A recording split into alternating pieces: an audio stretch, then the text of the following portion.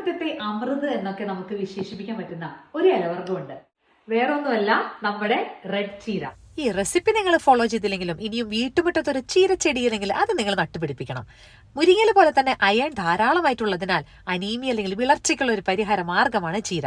മാത്രമല്ല ധാരാളമായിട്ട് vitamin A, C, calcium, magnesium, fibre, protein അങ്ങനെ ചീരയിൽ ഇല്ലാത്തതായിട്ട് ഒന്നുമില്ല.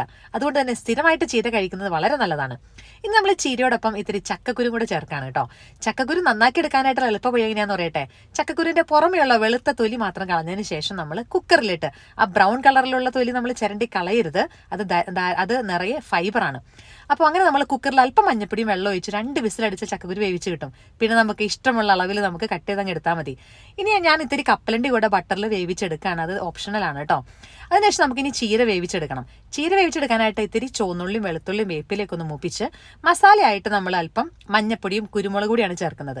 അതിനുശേഷം ഇതിലേക്ക് നമ്മൾ ചീര ഇട്ട് വേവിച്ചെടുക്കുകയാണ്. ചീര ഒത്തിരി നേരം വേവിക്കരുത്.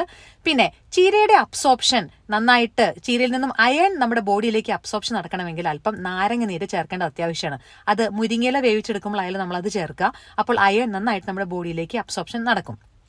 അങ്ങനെ അതും കൂടെ ചേർത്ത് ഇനി അല്പം തേങ്ങയും കൂടെ ചേർത്ത് കഴിഞ്ഞാൽ നമ്മുടെ ചീര റെഡിയായി. അതിനുശേഷം നമ്മൾ നേരത്തെ റെഡിയാക്കി വെച്ചിരിക്കുന്ന കപ്പലണ്ടിയും ചക്കക്കുരുവും കൂടെ നമ്മൾ ചേർത്ത് മിക്സ് ചെയ്തെടുത്താൽ നമ്മുടെ ചീരയുടെ റെസിപ്പി റെഡിയാണ്.